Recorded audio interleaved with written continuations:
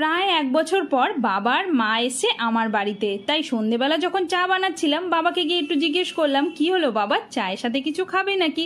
বললো বানাবি। আমি বললাম হ্যাঁ। তো বললো কি না একটু যদি নিমকি বানিয়ে দিস। শুনেই যেন মনটা কিন্তু বেশ আনন্দ হয়ে উঠলো। বললাম চলো তাহলে ঠিক আছে। তো ঘরে না একটু মুগ ডাল ভেজানোই ছিল, তো তার মধ্যেই আজকে দেখো দিয়ে দিয়েছি আদা আর কাঁচা লঙ্কা দিয়ে একটা পেস্ট বানিয়ে নিলাম। এর মধ্যে একটু হলুদ গুঁড়ো, সাথে জোয়ান, জিরে আর তার সাথে কালো জিরে, তার সাথে 1 বাটি দিয়ে দিলাম সুজি, একটু কাসুরি মেথি ঘষে একটা বাটিতে নিয়ে নিয়েছি। এবার তার মধ্যে নুন আর চিলি ফ্লেক্স দিয়ে ভালো করে মিশিয়ে নিচ্ছি। বানাবোই যখন ভাবলাম চলো একটু হেলদি টুইস্ট দিয়ে দিই, তার জন্যই মুগ ডালের নিমকি। তার মধ্যে দিয়ে দিলাম একটা বড় বাটির আটা আর ওপর দিয়ে তেল, সাদা তেল বা ঘি যেটা ইচ্ছেই দিতে পারো, আমি কিন্তু তেলটাই দিলাম। এরপরে এটাকে ভালো করে মাখবো কোনো রকম জল ছাড়াই। জল দিলে কিন্তু এটা একদম নরম হয়ে যাবে আর নিমকিগুলো শক্তও হবে না।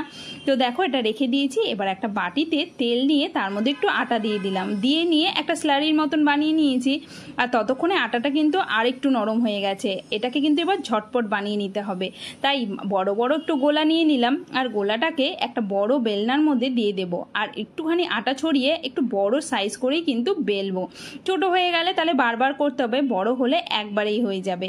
তো দেখো সুন্দর করে বেলে নিয়েছি। এবার আমার মতন যদি বাটি গ্লাস কিছুই না পাও তাহলে একটা ঢাকনা নিয়ে নেবে। কৌটোর ঢাকনা দিয়ে কিন্তু সুন্দর কাটা যায়। দেখো কি সুন্দর গোল গোল হয়ে গেছে। এবার কি করব, বাড়তিটাকে কিন্তু রেখে দেবো সাইডে। আর এই যে গোল চাকতিটা দেখছো, এর মধ্যে দিয়ে দিলাম ওই স্লারি আর ওপর দিয়ে একটু শুকনো আটা ছড়িয়ে দুপাশ দিয়ে কিন্তু সমানভাবে দিয়ে এভাবে একটু চেপে দেব।